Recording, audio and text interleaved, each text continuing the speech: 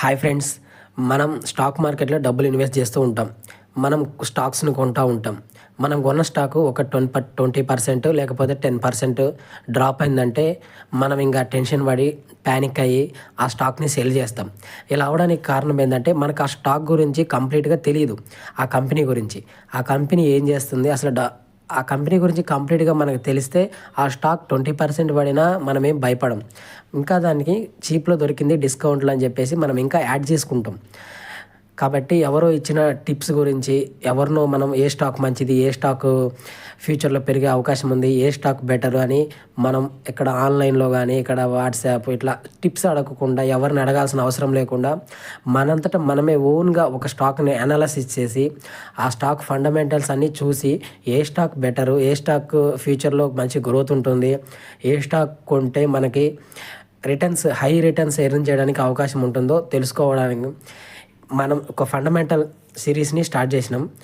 ఈ ఫండమెంటల్ సిరీస్ని మీరు ఖచ్చితంగా ప్రతి ఒక్క వీడియోని చూడండి.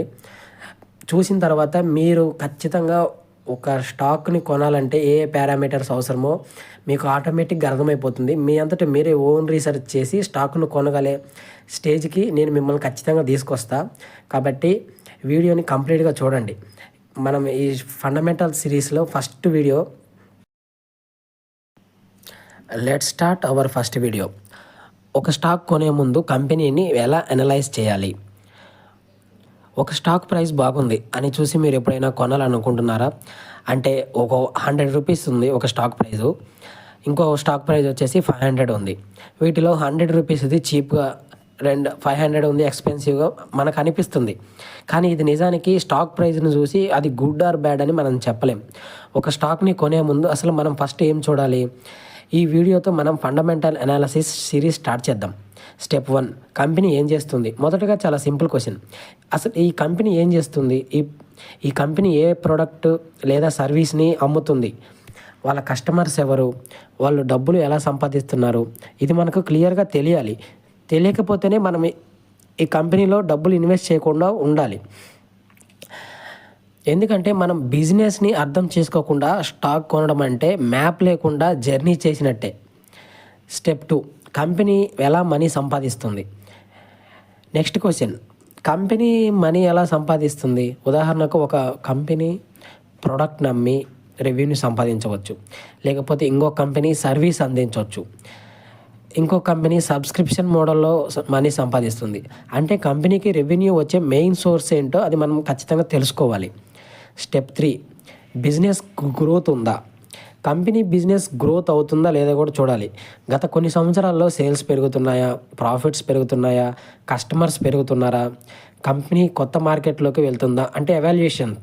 అంటే ఇప్పుడు మార్కెట్ ఎప్పటికప్పుడు కొత్తగా ఎవాల్యుయేట్ అవుతుంది కదా, 4G నుంచి 5G, 5G నుంచి 6Gకి అట్లాగే ఈ కంపెనీ చేసే పని కూడా ఎవాల్యుయేట్ అవుతుందా లేదా చెక్ చేయాలి. ఇవన్నీ కంపెనీ ఫ్యూచర్ గ్రోత్ గురించి మనకు ఒక బేసిక్ ఐడియా ఇస్తాయి. ఒక ఇయర్ చూసి డిసిజన్ తీసుకోవద్దు. మినిమం 3 to 5 years ట్రెండ్ చూడాలి.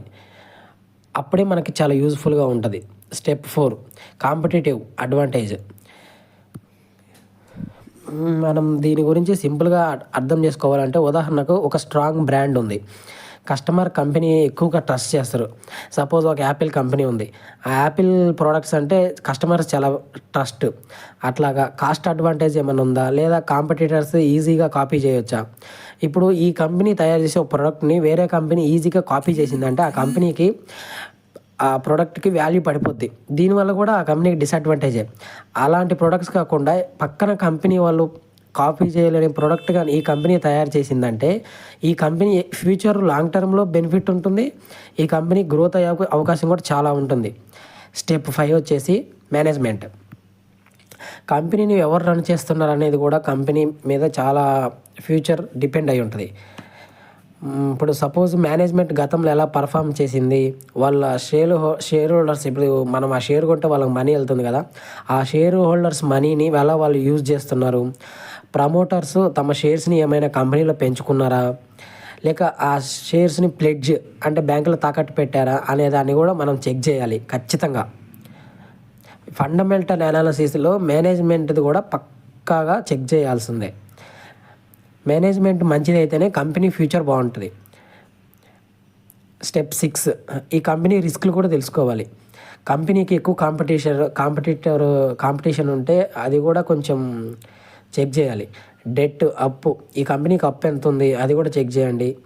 రా మెటీరియల్ ప్రైజులు, అంటే సపోజ్ మొన్న ఇరాక్ యుద్ధం జరిగింది, దాంట్లో క్రూడ్ ఆయిల్ ప్రైజులు పెరిగినాయి, దానివల్ల ఏ కంపెనీస్కి యూజు, ఏ కంపెనీకి లాసు, ఇలాంటిది కూడా చెక్ చేయాలి.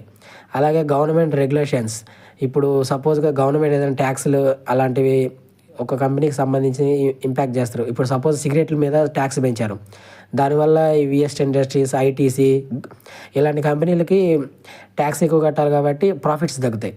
అలాగే ఇలాంటివి ఏమన్నా ఉంటే అవి కూడా ఫ్యూచర్లో ఇలాంటివన్నీ తెలుసుకోవాలి ఈ కంపెనీ గురించి.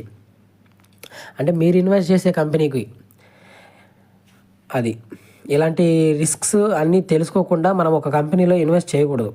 ఫైనల్గా పాయింట్ ఏంటంటే, ఒక కంపెనీని మనం అనలైజ్ చేయడానికి మొదట పిఈ రేషియో, ఆర్ఓఈ, ఆర్ఓసి లాంటి కాంప్లికేటెడ్ నెంబర్స్లోకి వెళ్ళాల్సిన అవసరం లేదు. ఫస్ట్ బిజినెస్ని మనం అర్థం చేసుకుంటే చాలు. కంపెనీ ఏం చేస్తుంది, డబ్బులు ఎలా సంపాదిస్తుంది, బిజినెస్ గ్రో అవుతుందా, కాంపిటేటివ్ అడ్వాంటేజ్ ఏమైనా ఉందా, మేనేజ్మెంట్ ఎలా ఉంది, రిస్క్స్ ఏంటి, మనకి ఈ క్వశ్చన్స్కి ఆన్సర్ తెలుసుకున్న తర్వాత ఆ కంపెనీని బై చేయడం బెస్ట్. మన next step financial numbers, revenue, profit, డెప్ట్, cash flow, ROE, ROC valuations, ఇలాగా ఒక్కొక్క సిరీస్ ఒక్కొక్కటిగా సింపుల్గా నేర్చుకుందాం. ఇది మన ఫండమెంటల్ అనాలిసిస్ సిరీస్లో వీడియో 1. మీరు స్టాక్లో బిగినర్ అయితే ఈ సిరీస్ని స్టెప్ బై స్టెప్ ఫాలో అవ్వండి. ఎందుకంటే మన గోలు స్టాక్స్ టిప్స్ ఇవ్వడం కాదు, స్టాక్ని ఎలా అనలైజ్ చేయాలో నేర్చుకోవడం.